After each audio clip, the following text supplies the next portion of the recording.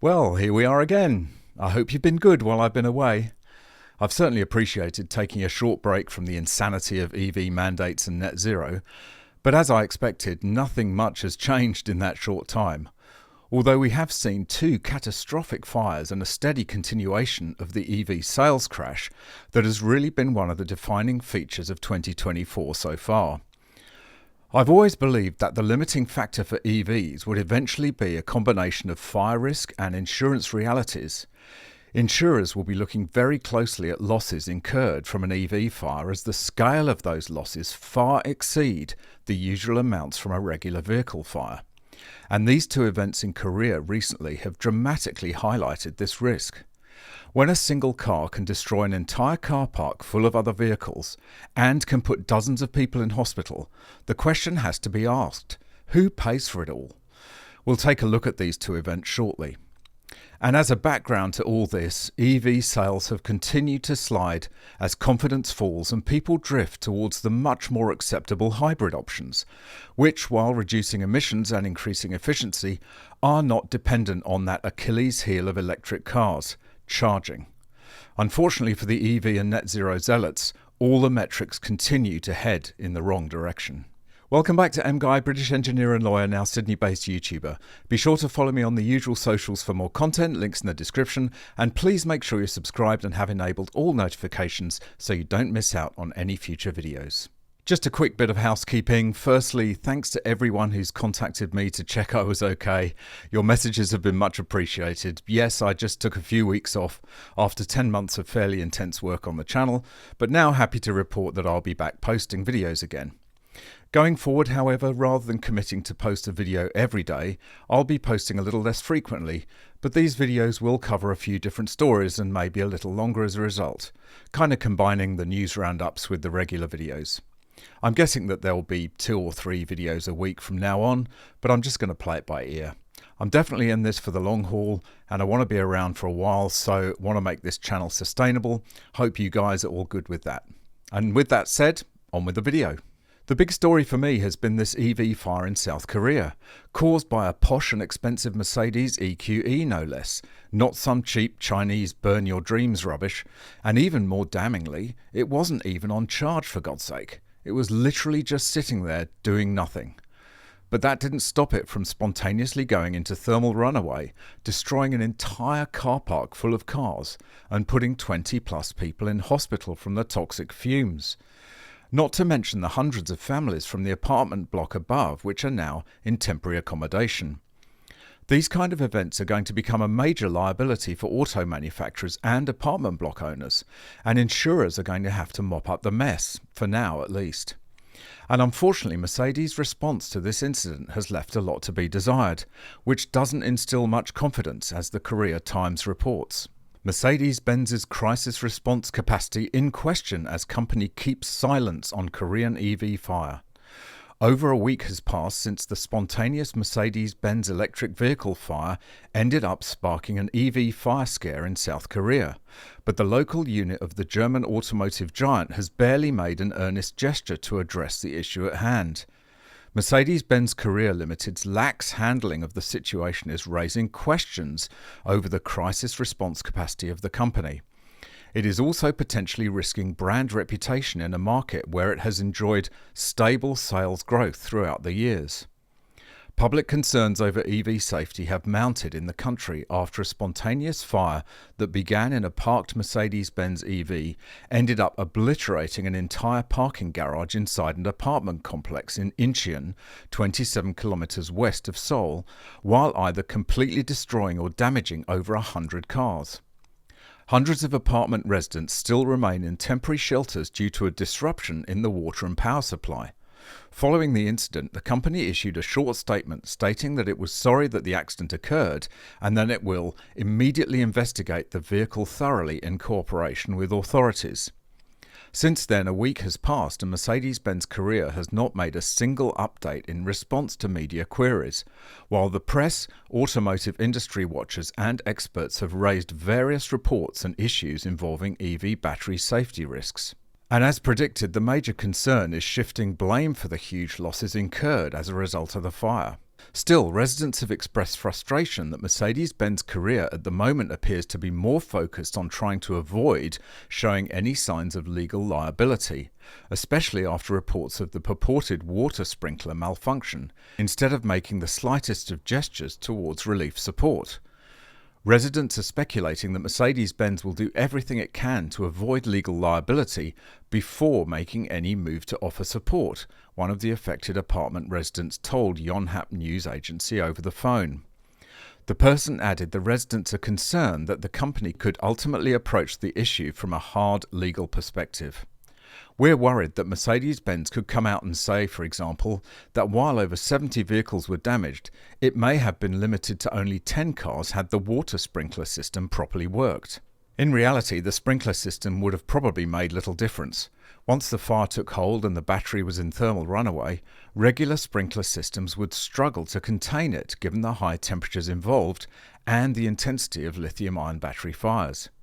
And if that weren't bad enough, a few days later, another EV fire erupted. 5 days later, on the 6th, a fire broke out in a Kia EV6, which was parked on the first floor of a parking tower in this location.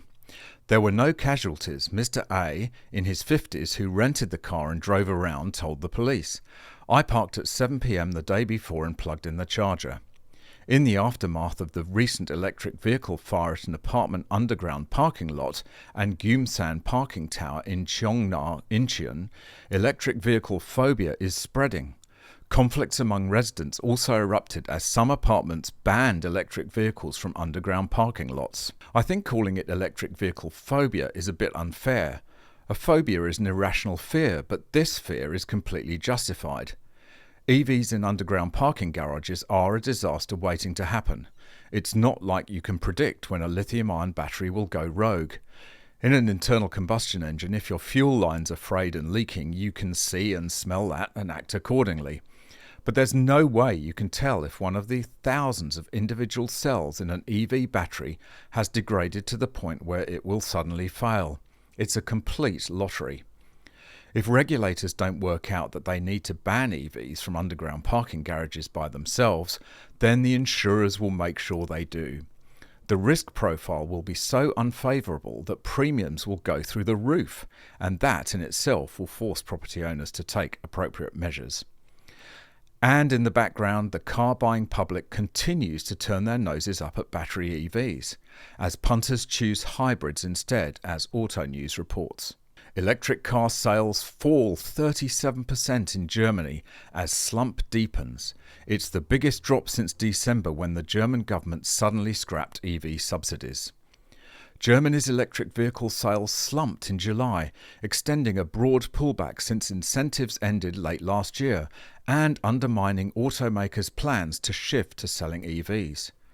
Registrations of battery-powered cars fell 37% in Europe's biggest auto market to 30,762 vehicles, compared to a year ago, Germany's Federal Motor Transport Authority KBA said August the 5th.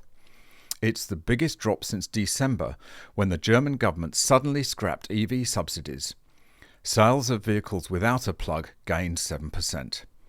The broad EV slowdown across Europe, wherever incentives are removed, is leaving automakers such as Volkswagen Group wrong-footed on production plans, while the overall shift is stumbling. Well-off, eco-conscious buyers are more or less tapped out, and the industry's lack of affordable battery models is cutting mass-market consumers out of the market. The ramp-up of e-mobility is proving to be unsustainable so far, Konstantin Gall, a consultant at EY, said about the German results. The market has lost all momentum, and many customers doubt the prospects of electric cars. The share of EV sales in Germany in July slumped to just under 13% from 20% a year earlier, according to EY, at a time when automakers expected rapid uptake of battery-powered vehicles. I'm afraid there's no sugarcoating this. Those are utterly disastrous figures. Not only are they not matching the expected uptake, but they're going in completely the wrong direction. Other European countries are in a similar predicament, and the UK, which requires 22% of vehicles sold this year to be EVs, is struggling to get to 18%, as even the uber-woke Guardian is forced to admit. UK car makers say they may miss government targets on EV sales. Industry downgrades forecasts for sales of battery electric vehicles after 18.8% rise in July on a year earlier. The UK car industry has downgraded its forecast for electric vehicle sales this year in the latest sign of pessimism in the industry over its ability to meet government targets for shifting away from fossil fuels. The number of battery EVs sold in the UK in July rose by 18.8% on the figure a year ago, according to data published on Monday by the Society of Motor Manufacturers and Traders. However, the lobby group said sales would grow more slowly than expected for the rest of the year. In April, it forecast that battery cars would account for 19.8% of sales during 2024, while it now puts that figure at 18.5%. Some manufacturers are worried they will miss EV targets set by the UK government. Under the zero-emission vehicle ZEV mandate, 22% of each car maker's sales must be pure battery cars in 2024, rising to 80% by 2030. However, manufacturers receive some exemption for selling other types of car, and they can also borrow credits from other manufacturers. The mandate is meant to push manufacturers to accelerate EV sales before a total ban on cars that emit carbon dioxide. Labour has said it will reintroduce a plan to ban new petrol and diesel car sales in 2030, after the former Prime Minister Rishi Sunak delayed it until 2035. Mike Hawes, the SMMT's chief executive, said the sector was resilient given that UK sales had risen 5.5% this year compared with the first 7 months of last year. However, he said he was worried that the industry would not meet the government's targets. Weakening private retail demand, particularly for EVs, and despite generous manufacturer discounts, is the overriding concern, Hawes said. More people than ever are buying and driving EVs, but we still need the pace of change to quicken, or else the UK's climate change ambitions are threatened and manufacturers' ability to hit regulated EV targets is at risk. Car makers have continued to sell mostly petrol and some diesel cars because they remain more profitable to make than battery cars, particularly as slowing demand and rapidly increasing competition from new Chinese entrants has put pressure on electric car prices. Yep, the fanboy and fleet markets are saturated, and the third F, freebies, otherwise known as government subsidies and tax breaks, are becoming less and less generous as the purse strings tighten. And they don't mention the £15,000 fine for every vehicle that doesn't meet the target. How long are automakers going to swallow that punitive measure? Governments should really stop trying to pick winners, because history has shown time and time again they are absolutely terrible at it. Remember compact fluorescent lights, those stupid little curly lights that we all had to use because regular incandescent bulbs were killing the planet? Well, they were the EVs of home lighting. Inconvenient, expensive, and dangerous.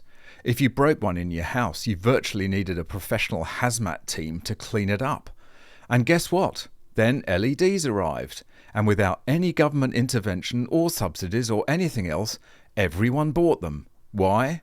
Because they were actually better than incandescent bulbs, so they didn't need to be forced on people. EVs, I regret to say, are exactly the same. They're worse than regular cars, more expensive, inconvenient, and dangerous. And governments will have as much success mandating those as they did mandating CFLs.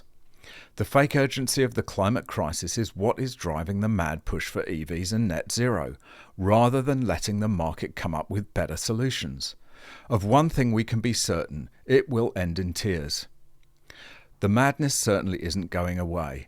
If anything, it's going to be worse with Labour in power in the UK, obsessed as they are with climate change and net zero, and promising as they have to bring the 100% date from 2035 back to 2030. They're blindly stumbling on with this EV insanity when all the indications are that other regions are pulling back. It's hard to abandon something when it's driven entirely by ideology rather than common sense, and net zero and EVs are exactly that, pure ideology.